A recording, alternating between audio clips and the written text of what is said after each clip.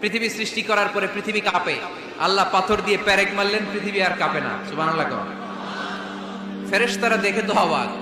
ফেরেশতারা বলে, আল্লাহ পাহাড়ের এত শক্তি, পাহাড় গেড়ে দিলেন পৃথিবীতে, আর পৃথিবী কাঁপে না। হাল মিন খালকিকা আশাদ্দু মিনাল জিবাল, আল্লাহ আপনার সৃষ্টির মধ্যে পাহাড়ের চেয়ে শক্তিশালী কি কিছু আছে? আল্লাহ বললেন, নাআম, আছে। আল হাদিদ, লোহা। লোহা পাহাড়ের চেয়ে শক্তিশালী, কারণ লোহা পাহাড়ে মারলে পাহাড় ভেঙে যায়, ঠিক কিনা? ফেরেশতারা আরো অবাক, লোহা এত শক্তিশালী?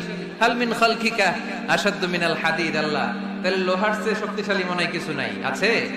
আল্লাহ বললেন, নাআম, আছে। আন্নার, আগুন, কারণ আগুনের মধ্যে লোহা ফেলে দিলে লোহা গলে যায়, ঠিক কিনা? ফেরেশতারা তো আরো অবাক। ফেরেশতারা বলে, তাই নাকি? আগুন এত শক্তিশালী, তো হাল মিন খালকিকা আশাদ্দু মিনান নার, আল্লাহ আপনার সৃষ্টিতে আগুনের চেয়ে শক্তিশালী কিছু আছে? আল্লাহ বলে, আছে। আলমা, পানি, কারণ আগুনের মধ্যে পানি ঢাললে আগুন পাওয়া যায়।